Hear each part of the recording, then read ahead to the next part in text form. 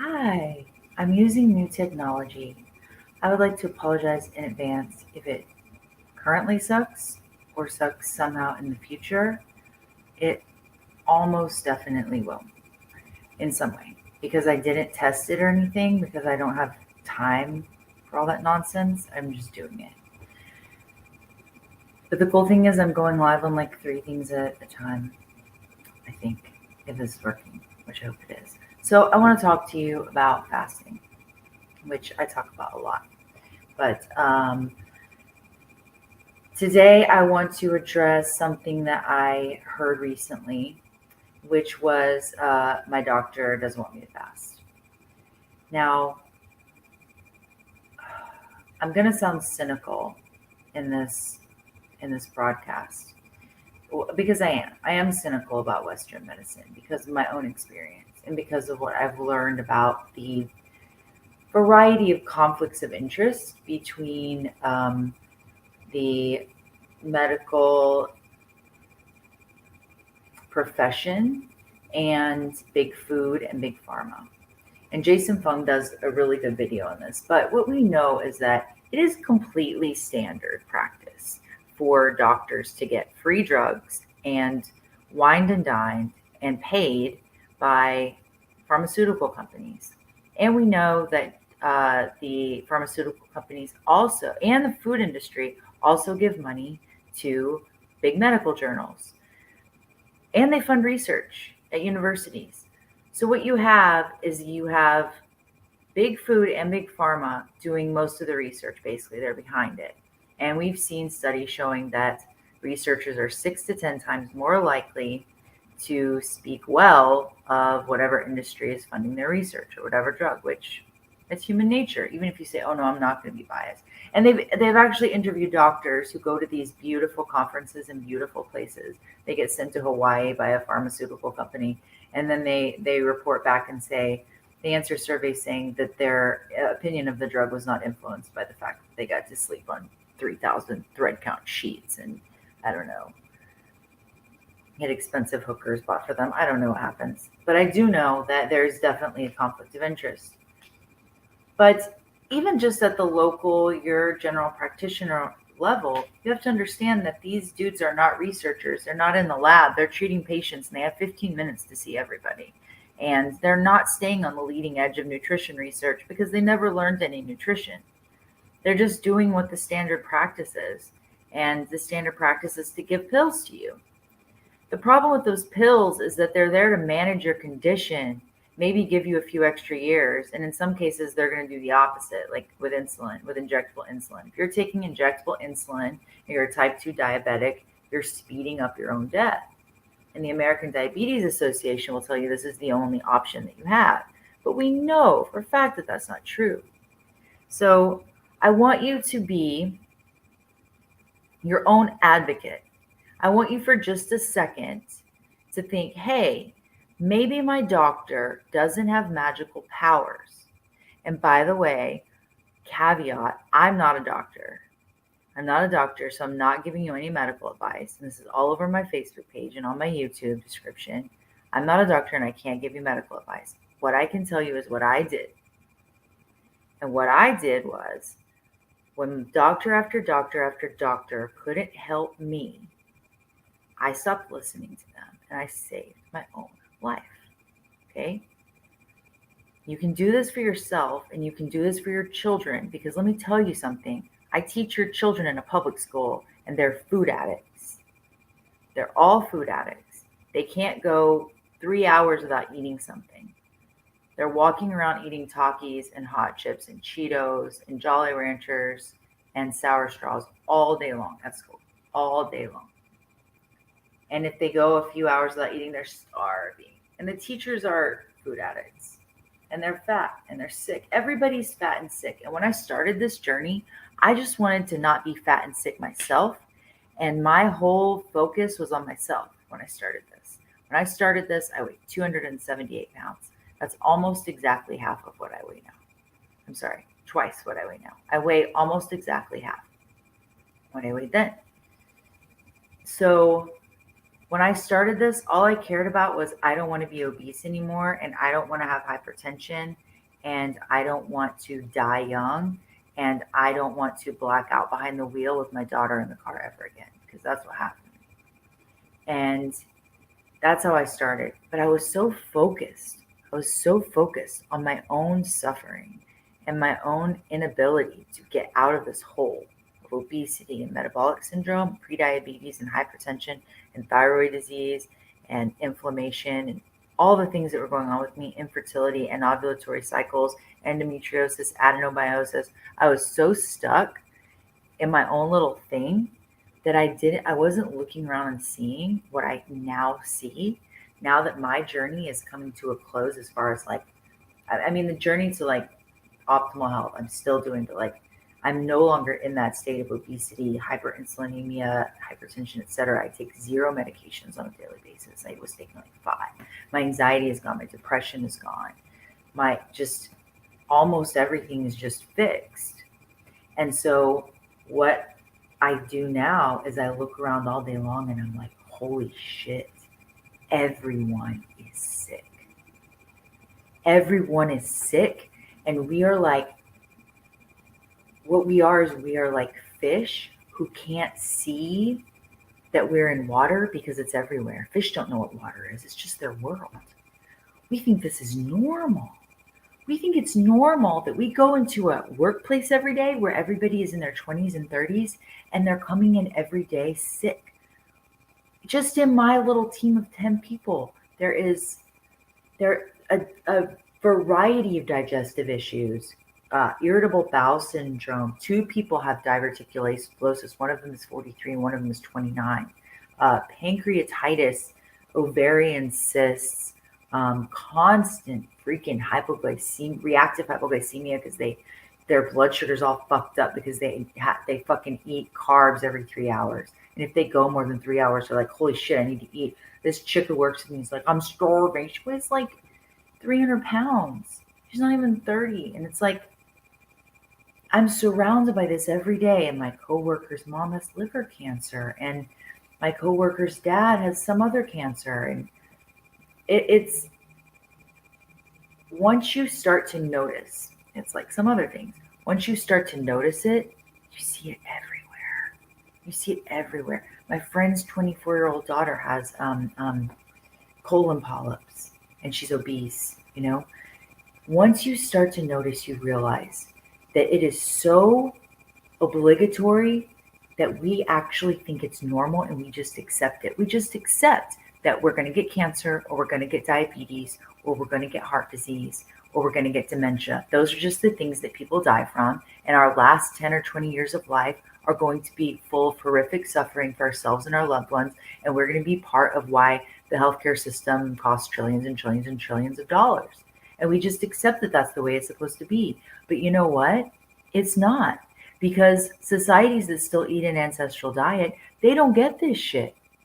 They don't get this shit. But you take an Inuit who's eating fucking caribou meat, you know, and drinking glacier water and eating the stomach contents of reindeer fermented and, you know, eating some blubber. Never seen a fucking vegetable. Never seen a wheat thin. Never heard of fiber. You take them and you put them on the standard American diet, all of a sudden they're fat. All of a sudden they have diabetes. All of a sudden they start getting cancer. They start getting cavities. They start getting heart disease. Let me tell you something. Odds are really, really, really good. Most likely you are going to die. I'm talking to you. You are going to die because of what you eat. Because the biggest killers are cancer, heart disease, diabetes, dementia, what am I missing? Hypertension, heart disease. Those are the biggest killers. And they are all reversible if you change what and how often you eat. They're all reversible. You could still get hit by a bus, okay? But you don't have to get cancer, and you don't have to get heart disease, and you don't have to get diabetes, and you don't have to get dementia, which we are now calling diabetes of the brain, okay? So what do you do? What do you do? I mean, are you supposed to fast? Are you supposed to be keto? What are you supposed to do? How did I do it? I started with keto. I actually went carnivore a long, long time ago, and I stayed mostly carnivore for a long time, but I plateaued on carnivore and I never got below 220 pounds. And then when I got pregnant, which it took a lot of science to get me pregnant, because I was still not ovulating, because I was not healed. I was not healed. I was not staying carnivore, and I had no fasting component to my diet. You have to have the fasting component, because fasting is the thing that gets your insulin to rock bottom zero. And the problem is insulin. The problem is not calories. Your body doesn't know what the fuck a calorie is. Your body doesn't have a calorie sensor. Okay? What your body knows is hormones. You are a biochemical being. The idea of just a calorie is a calorie, calories in, calories out, that model ignores biochemistry. What your body does with 600 calories of donuts versus 600 calories of steak, we both know those are two very different things. You put them in your body, right? Two very different things happen. Two very different series of chemical processes are signaled, and those signals are hormonal signals. So I could sit here and talk for 45 minutes about hormones, but the main one that you need to be concerned with is insulin, because insulin is the big problem. It's the elephant in the room that no one talks about. When I went to the doctor in 2008 or 2008, I think, because I had a period that wouldn't stop, they were like, oh, here's some birth control pills. And I was like, yeah, I'm not going to take those. I'm already obese, and I'm scared of blood clots, and I'm scared of heart attacks and strokes. I don't want to take that. Like, I'd rather just fucking bleed to death than have a heart attack or a stroke. Like, well, can you fix it? Like, can you fix it? And they're like, well, this will stop the bleeding. And I was like, okay, but why? Can you tell me why? They couldn't. So I just kept having a period for months. Months. And I kept going to doctors, and they kept telling me you should just take birth control. And I remember one doctor who called me, and he was not my doctor, but he was like, I'm answering your doctor's answering service, because I called the doctor's office because I was like, I'm really worried.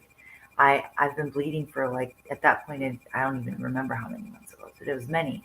I would sometimes stop having a period for like 3 days, and I'd be like, oh my God, it's over. And then it would come back. And I would just have this sick feeling of dread in my stomach, because, like, what's wrong with me? I don't think anyone even did an ultrasound, but they told me I had the symptoms of PCOS, right? PCOS, polycystic ovary syndrome. And at this point, I weighed in the upper 200s, nearing 300 pounds. I was about 28 years old, something like that, and 29 something. And finally, they were like, okay, we can do a uterine ablation, which is basically where they just sandblast out the inner lining of your uterus, and then you can't have kids anymore. But I never had kids, and I wanted to have kids.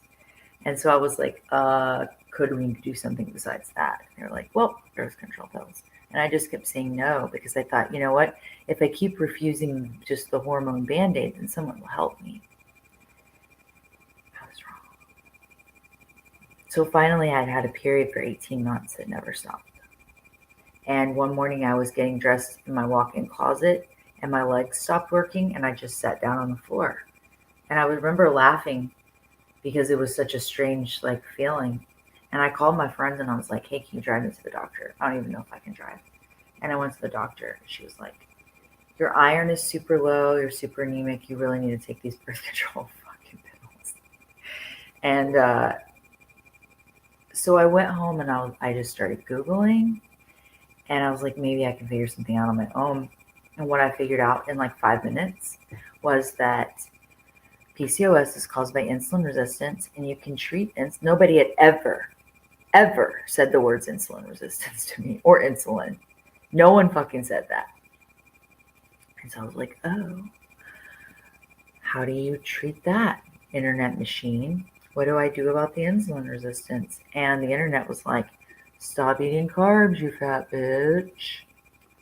So I stopped eating carbs. And like 3 days later, I stopped bleeding. And I was like, oh, but it didn't. So I solved that problem. very quickly with nutrition. I'm gonna just like check my comments to see if you guys aren't. Hey, we can't hear you. Your mic doesn't work. Oh no, they're not commenting about that. So anyway, so my point is that if it hasn't yet, which it probably has, it definitely has, Western medicine is going to fail you. Something like 88% of Americans are not metabolically healthy. They meet some of the criteria for metabolic syndrome, which are, elevated waist circumference, I think hypertension, high triglycerides, low HDL, and obesity. I think those are the ones, but I could be wrong about some of those. But I think I met all of them. I was pre-diabetic. I did have hypertension.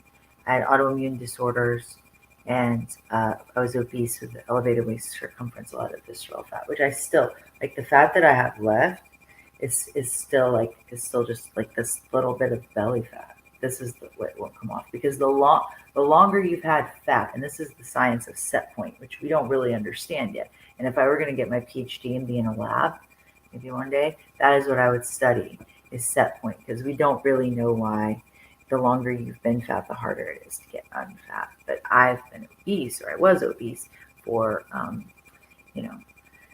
started getting fat when I was 8, and I finished getting fat in my 20s. Or I reached my pinnacle sort of in my 20s. But so the last 15 pounds is extremely hard to get off. But those of you who are sitting there obese watching this, I got you. I know how to beat that. I might not be able to get the last 15 pounds off you because I haven't done it for myself yet. But that first 120, I got you. I know how to do that. So you cut back your carbs, and then you cut back your eating window, and then you fast. So you're sitting there thinking probably, I can't do that. I'm not like you. I don't have the willpower. Bitch, I didn't have any willpower. I had none. I was a broken person when I started this. The thought of going 24 hours without food scared the shit out of me. So how did I do it? Well, you have to change your diet first. A lot of you watching this, if you're eating the standard American diet, you are going to have a lot of healing and just a ton of benefits from just cutting out 3 things: refined vegetable seed oils, refined sugars, refined carbohydrates. You cut out those 3 things, which is virtually all snack foods, sweets, breads, pastas. You cut out those 3 things and you start eating foods in their natural state. You stop eating snack foods. You stop eating anything refined, processed. You're going to have huge benefits. Huge. Anybody's going to have huge benefits from that if you're just eating the standard American diet. And you need to, because those things are quite literally killing you. And you are literally chemically addicted to them. So do that. The second thing that you need to do, if you really have a significant amount of weight to lose, or if that's not going to do it for you, which is probably a lot of you, is you need to start cutting back carbohydrate. It's not just carbohydrate that causes, insulin resistance, that causes diabetes, that causes obesity. But once you have those conditions, you have to cut carbs. Even the natural carbs that are fine in and of themselves. You're not going to get, if you just come out of the cradle eating strawberries and sweet potatoes, that on its own is not going to give you insulin resistance. But if you're already metabolically unhealthy, if you're already obese or overweight or have diabetes, you have to cut that stuff too. You have to quit the fruit for a while. You need to get into ketosis for a bit. I'm not one of those people who thinks you need to be in ketosis for the rest of your life, but you do need to be in ketosis some of the time. It's natural for us to cycle in and out, but you need to stay in it for quite some time while you lose that weight.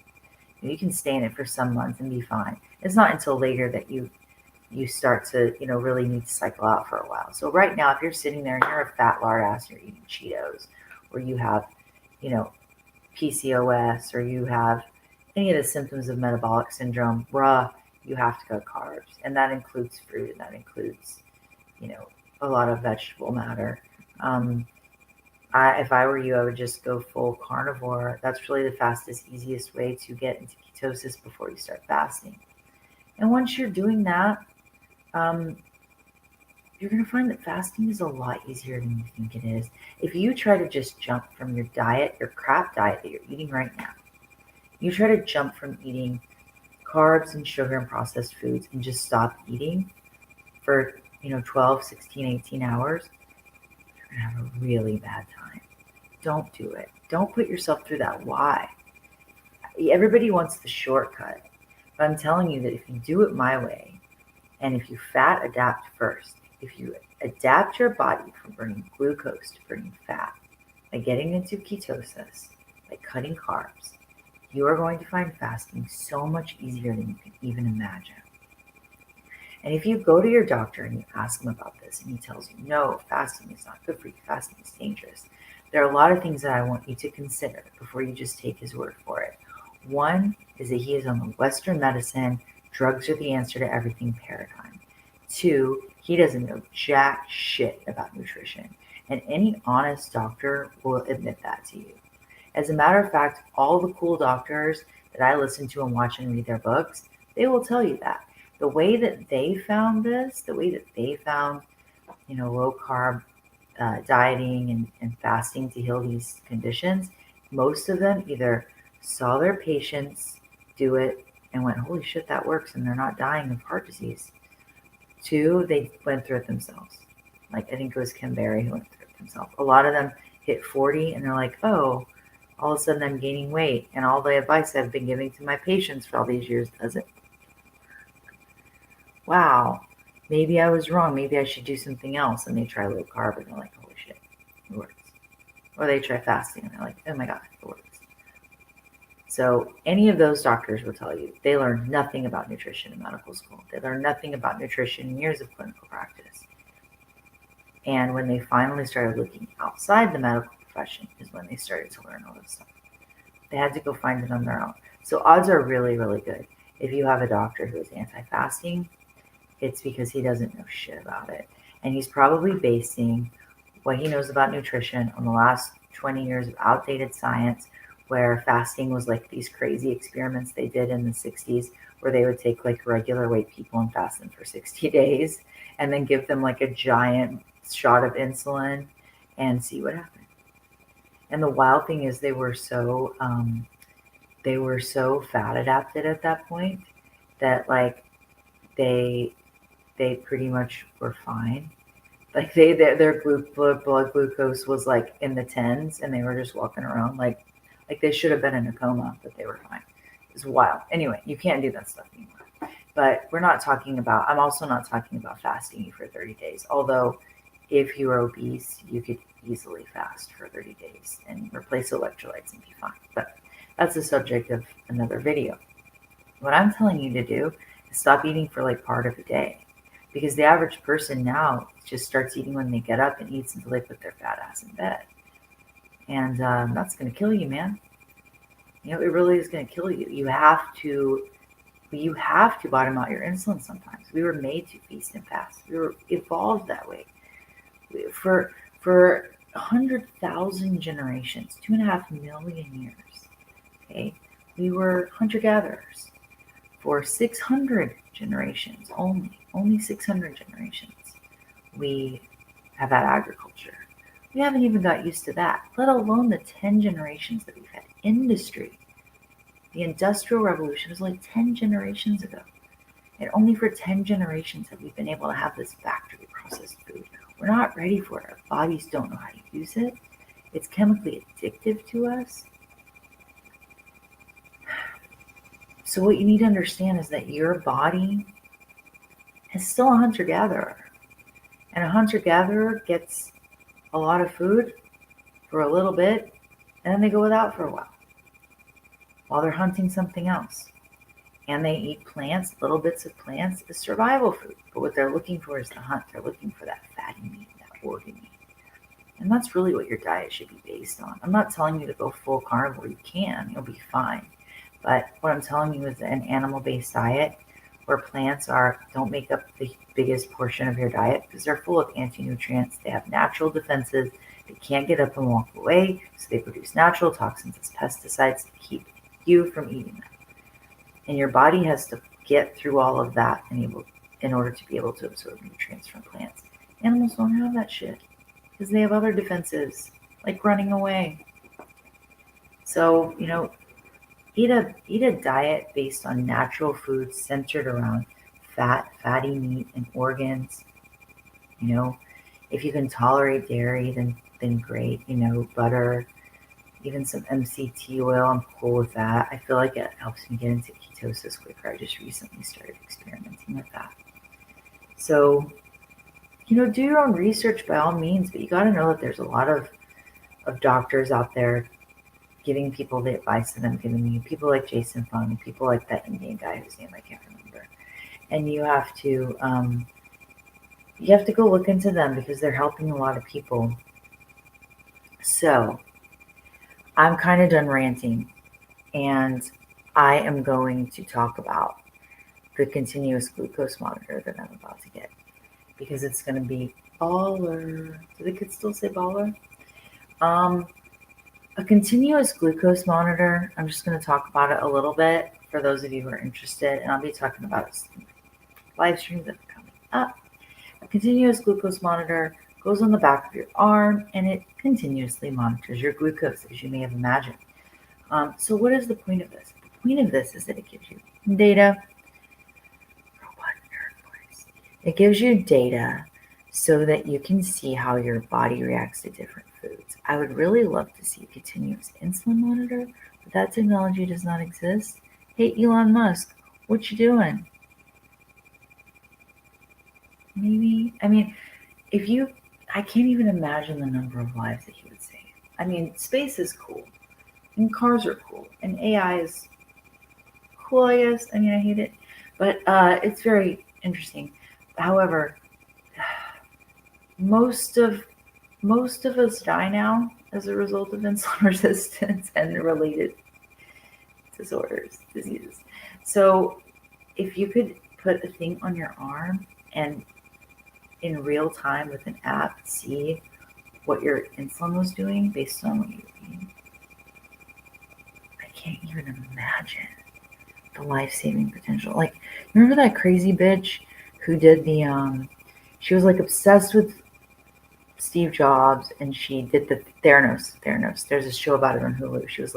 She had the weird autistic voice, and she was like, with just a single drop of blood, I can do 100 diagnostic tests, but she couldn't. The technology didn't exist, and she just stole billions of dollars from investors and was like, peace. And now she's going to jail or something. Elizabeth Holmes, her name just came to me. She's in a new Hulu series with Amanda Seyfried. It's really good. You should watch it. Anyway, we need that kind of money to go into that kind of company to develop a continuous insulin monitor, because that shit would be the bomb. But right now we have continuous glucose monitors because we're still obsessed with glucose, and we think that that's all you need to know to manage diabetes. But you need to know what their insulin is doing, because their blood glucose can be level. And insulin could still be crazy. Anyway, I'm doing the CGM because you can learn something about insulin, a lot about insulin from the CGM. It's just not the same. It's like the only proxy that we have. So I'm going to get one. I actually already ordered it and did the questionnaire and all the stuff. And I'm going to put it on my arm. And what I'm going to be able to do is scan it and use my thing and look and see, okay, this is what my blood glucose is doing right now. I just had MCT oil. I just had bulletproof coffee. Is this breaking my fast? I just had a diet soda. Is this breaking my fast? Okay, I just started my period. Is it affecting my blood glucose? Okay, I didn't get any sleep last night. Is it affecting my glucose? I'm only going to have it for 2 weeks. So I'm actually going to sit down and fastidiously plan my fasting regimen, my refeeds, and decide exactly what I want to know, because there are so many things I want to know, and it's expensive, and I don't want to miss anything and my 2 weeks is up and I'm like, shit, I didn't do this. And I am going to do one meal where I eat a lot of carby processed foods for science. I really don't want to do it because I'm in hardcore weight loss mode right now. I'm determined to get these last 15 pounds off. And, but for science, I'm going to do it. And, we'll be able to see how high does my glucose spike? How long does it stay up? How wide is that area under the curve where the glucose, goes up and then comes back down? I'm really interested in this because it's going to give me so much information about how healed am I? How much healing do I have left to do? Because, I know that I've lost a lot of weight and that I know, I did my blood work last year. It's actually a year ago now that I had, just a full panel and my lipids were amazing and my A1C was perfect at 4.3, which is 4.5, I think, which is basically that my average blood glucose over the past 90 days have been 83. That's not just fasting, that's average. So that's really low, that's good. But A1C is not a very good metric, right? So what you really need to see is your body in real time reacting to foods. How long does your blood glucose stay up? And that will tell you how long your insulin takes to get it down. And I've just learning about the CGM. I've learned so much, you're less insulin sensitive at night. So if you're eating a lot of carbs at night, a lot of even non-diabetic people are staying at diabetic blood glucose levels all night long because you ate at night. So I'm really interested and fascinated by this technology. I have been looking into it for some time and wanting to do one. NutriSense had a special. I've got 2 weeks of this thing for $150. And I'm so excited to try it out. I will let you know when I'm getting it. By the way, please let me know how you like this live streaming technology that I'm using. It's called StreamYard. I'm streaming to 3 platforms at one time. I know I don't have a cool background. I know I don't have cool editing. I know I look like shit. I'm just putting content out there. I'm just trying to talk to you guys because I have a very limited amount of time. I work full time. I have a 3.5-year-old by myself. I have no time. Tonight, I got a babysitter for a few hours and I could be vacuuming my house, which I sorely need to do. But instead I was like, no, I'm going to talk to these people. I am so convinced. I'm so convinced that what I have been through can help you. I lost the prime of my life. I didn't get to have the prime. My 20s are gone. My teens are gone. I weighed in middle school, I weighed more than I do now as a 42-year-old woman. Okay? My prime is gone and there's nothing I can do about it. There's nothing that I can do about it. I will have to mourn that and grieve that for the rest of my life. The only thing that gives me any comfort, any solace, is that I can use this tragedy that is my wasted life to help you. That is the only way that I can salvage my life and not waste it, is by giving you my mistake, giving you my loss, and saying, learn from this, learn from my mistake so you don't have to learn from yours. I don't want any young woman watching this, or young man, but specifically, especially talking to the young woman, because your fertility window is short and it's precious. And not even fertility, not even your baby making window, but your window to be young and beautiful. And I'm not talking about going out and being a hoe bag, but just enjoying being a young, beautiful woman. I never got to have that because I was obese and sick. And I was metabolically old. And I am now younger metabolically than I was then, And it doesn't give me any sense of joy to be walking through a Walmart and be like, I'm 42. Why am I the most attractive woman in the clothing section? Why are all these 24-year-olds so fat and And not just fat, it's not just the obesity. They're sick. I know they're sick. It's not just aesthetic. Like, that's just the outward sign. And I've also noticed that so many of them have given up. Like, there's this embrace of corpulence and sickness, and they all own their sickness like it's some kind of trophy. Oh, my anxiety, my depression is acting up. Oh, my Crohn's disease is acting up. Oh, I'm having a flare. Like, it's these little tribes about it. Stop owning your sickness. Stop putting crop tops on your muffin top. Okay, just let your body eat it. Get into ketosis, start fasting, and your body will eat that shit. I promise. That's why it's there. You're not going to die. You stored it so that you could use it as fuel. That's why that process happens. We don't store fat for looks. It's to eat, okay? I really strongly want to use my suffering for some kind of good. And I have to make myself do this stuff because, I have a few hours and I look around and I'm like, I need a vacuum. I need to do laundry. I need to do this. I have no time, but I feel guilty doing this. I feel guilty using my time for primal weight loss because I enjoy it. I love it. It's my passion. And I feel like I'm doing something wrong. I'm wasting my time because I'm not doing the shit I don't want to do. So I took the time tonight. And, if even 3 people watching this, if even one person watching this, one person is like, oh, maybe I'll try that. Maybe I'll go to her Primal Weight Loss Facebook group and read something or watch a video. There's a lot better videos than mine. Learn from my mistake. I lost the best years of my life. Okay, it's all downhill for me now. I'm only going to get older. I'm only going to get grosser. I'm just going to keep aging. This is the best I'll ever look today.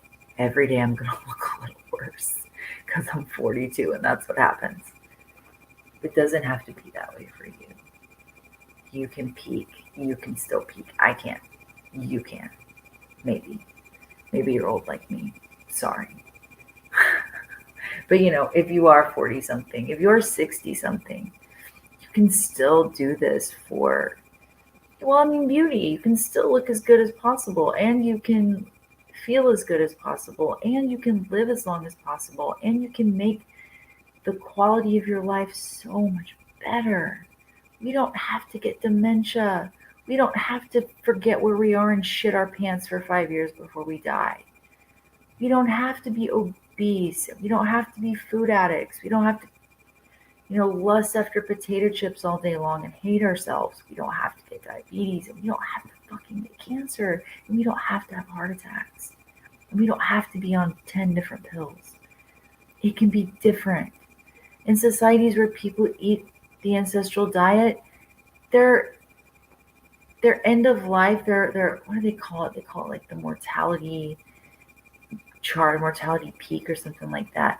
They pretty much slow down for like the last few weeks. Other than that, it's kind of just they're living life, and then they're like, oh, better sit down, and then they die. That sounds fine.